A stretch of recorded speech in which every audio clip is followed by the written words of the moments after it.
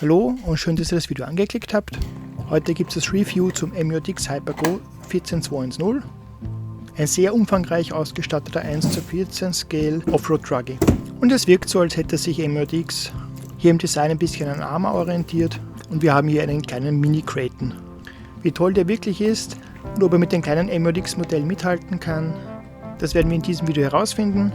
Ich habe euch wie immer Timestamps verlinkt, somit könnt ihr euch das anschauen, was euch wirklich interessiert. Und nicht nur das Auto schaut recht cool aus, sondern auch das Boxdesign. Hier hat MJX schon sehr viel richtig gemacht.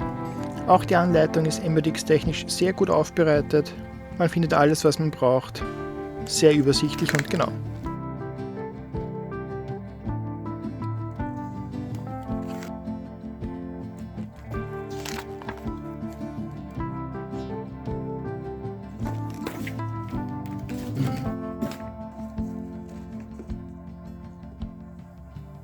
Was ist alles im Lieferumfang dabei? Die MJX Standardfunke, die braucht 2 AA-Batterien, hat 3 Channel, Steering Trim, Throttle Trim, einen Speedschalter auf 70%, Channel Free für die LEDs,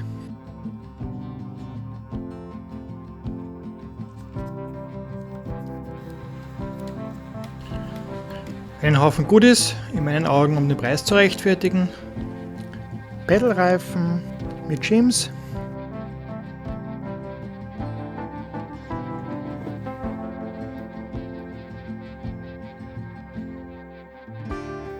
einen sehr geilen goldenen Body,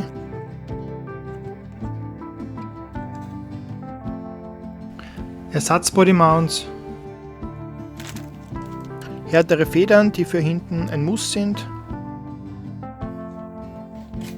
einen Ersatzheckflügel,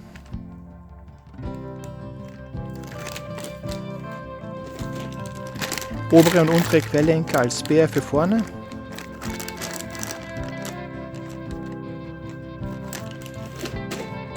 und natürlich das Standardzubehör wie Lader, Schraubenzieher, Wheel Range und ein paar Bodyclips.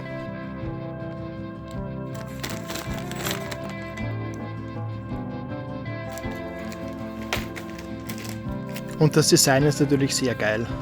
Ein zu heiß gewaschener Arma Kraton 8S. Die Umsetzung von MJX ist wirklich super cool gelungen. Wir haben hier eine Metallbodenplatte, Metall-Chassis-Brace, Oil-Shocks, eine 45 Ampere ESC, der 2S und 3S fähig ist, ein 2852er Brushless Motor mit ordentlich Bums, einen 3-Channel Receiver in einer separaten Empfängerbox, Metall-Kardanwelle, Metall-Diff, Antriebswellen vorne und hinten sind ebenso aus Metall, ein Wheelie-Bar, den habe ich schon vorinstalliert, Lüftesysteme, einzig und allein der Kunststoffserver könnte ein bisschen mehr Power vertragen, auch der Servosaver ist sehr schwach eingestellt.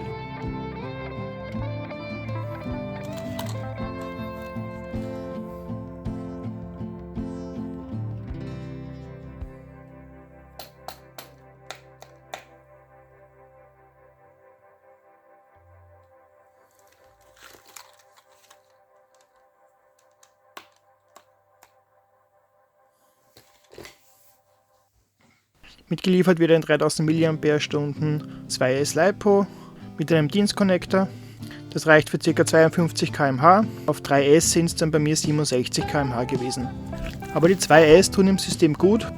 Auch hier kann das Teil Wheelies fahren und vor allem er fährt sehr stabil auf 2S. Auf 3S weiß der kleine Wagen nicht wohin mit seiner Kraft. Und da kein Gyro verbaut ist, wird das Handling sehr mühsam. Ich habe den Hypergo um ca. 140 € bekommen. Das ist an sich recht viel, auch wenn die Qualität hoch ist, aber MJX umgeht dieses System mit den Goodies, die beiliegen, die einen Wert von ca. 40 bis 50 € haben und somit kostet der MJX 14210 nur ca. 100 €. Und für 100 € ist dieses kleine Spaßmodell wirklich sein Geld wert.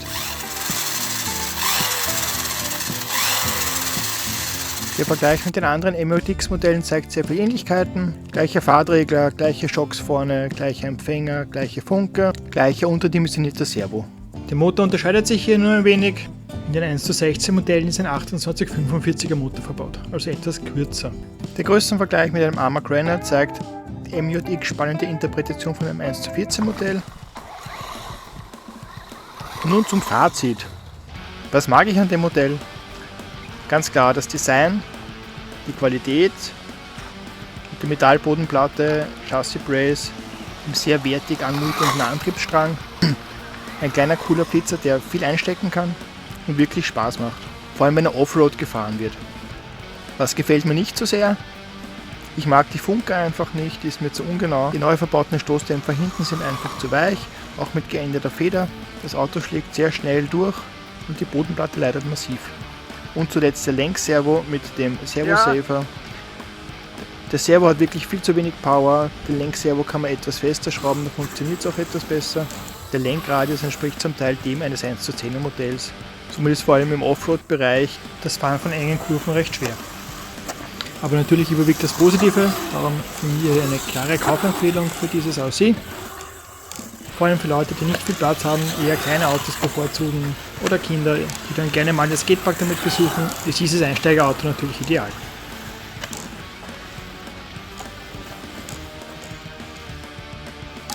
Wenn euch das Video gefallen hat, dann drückt auf Like. Wenn ihr mehr von mir sehen wollt, dann drückt auf Subscribe, es würde mich freuen.